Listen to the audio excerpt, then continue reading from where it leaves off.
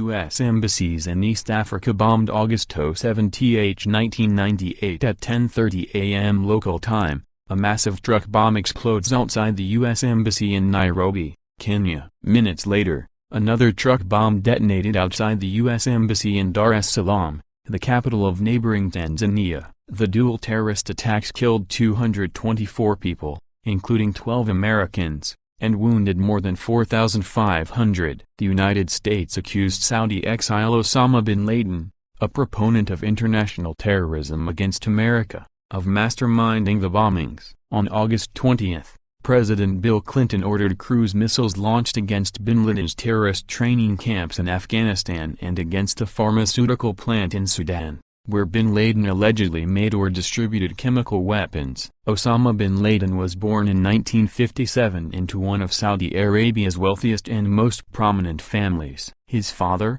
an immigrant from South Yemen, had built a small construction business into a multi-billion-dollar company. When his father died in 1968, bin Laden inherited an estimated $30 million but for the next decade drifted without focus and lived a jet-setting lifestyle. In 1979, however, everything changed when the Soviet Union invaded Afghanistan. Like tens of thousands of other Arabs, bin Laden volunteered to aid Afghanistan in repulsing what he saw as the godless communist invaders of the Muslim country. For the first few years of the Afghan war, he traveled around Saudi Arabia and the Persian Gulf raising money for the anti-Soviet Afghan fighters. In 1982, he traveled to the front lines of the war for the first time, where he donated construction equipment for the war effort. Bin Laden directly participated in a handful of battles, but his primary role in the anti-Soviet jihad was as financier. During the war, he made contact with numerous Islamic militants,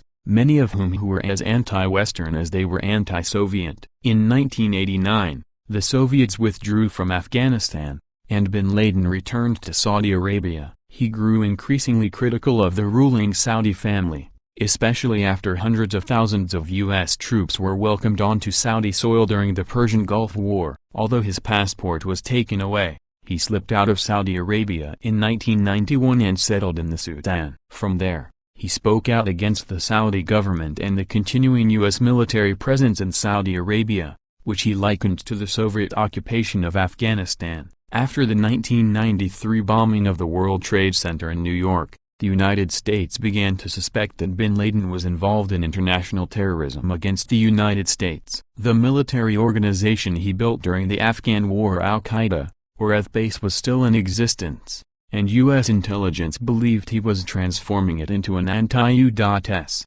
terrorist network. In 1995, bin Laden called for guerrilla attacks against U.S. forces in Saudi Arabia, and 3 months later a terrorist attack against a U.S. military installation killed 5 Americans. Under U.S. and Saudi pressure he was expelled from the Sudan in May 1996. 1 month later, a truck bomb killed 19 U.S. servicemen in Saudi Arabia. Whether or not bin Laden was involved in planning these attacks has not been established. With 200 of his followers, bin Laden returned to Afghanistan, which was then falling under the control of the Taliban, a faction of extreme Islamic fundamentalists.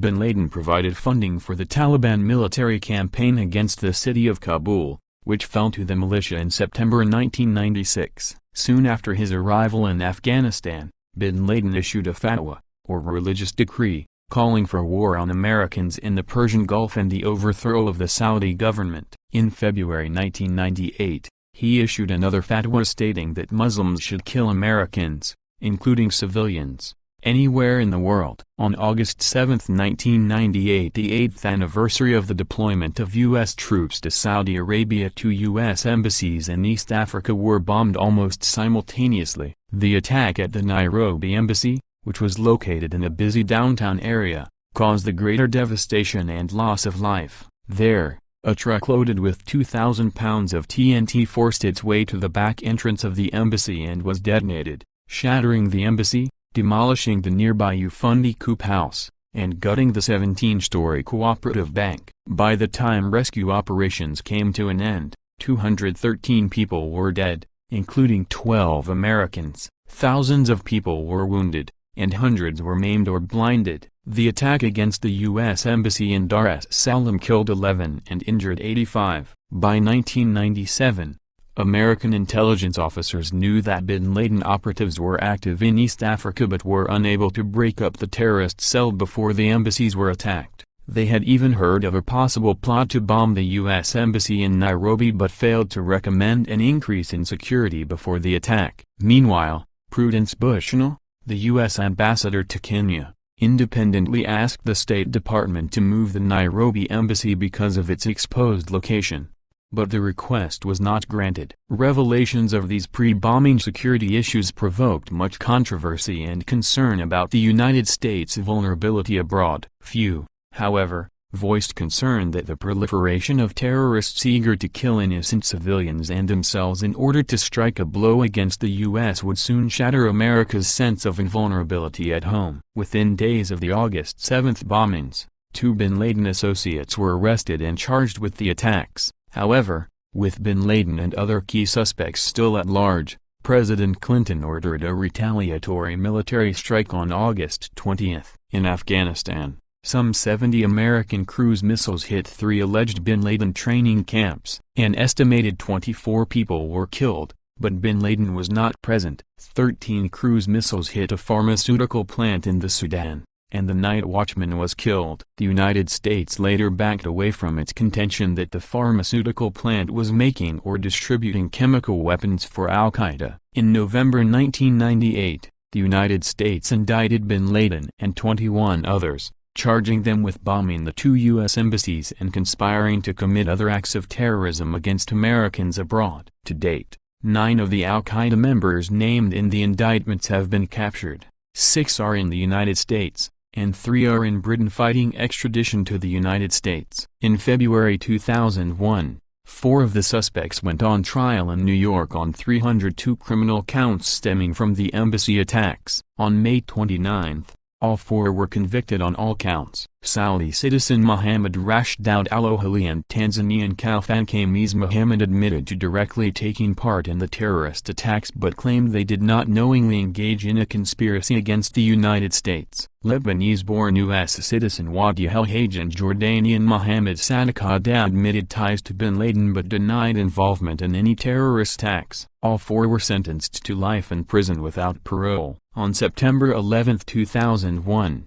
the world learned that the U.S. Embassy attacks were merely a prelude to a far more devastating strike against the United States. On that day, 19 al-Qaeda terrorists deftly exploited weaknesses in U.S. domestic security and hijacked 4 U.S. airliners that they flew into the World Trade Center towers in New York, the Pentagon in Arlington, Virginia, and a rural field in western Pennsylvania.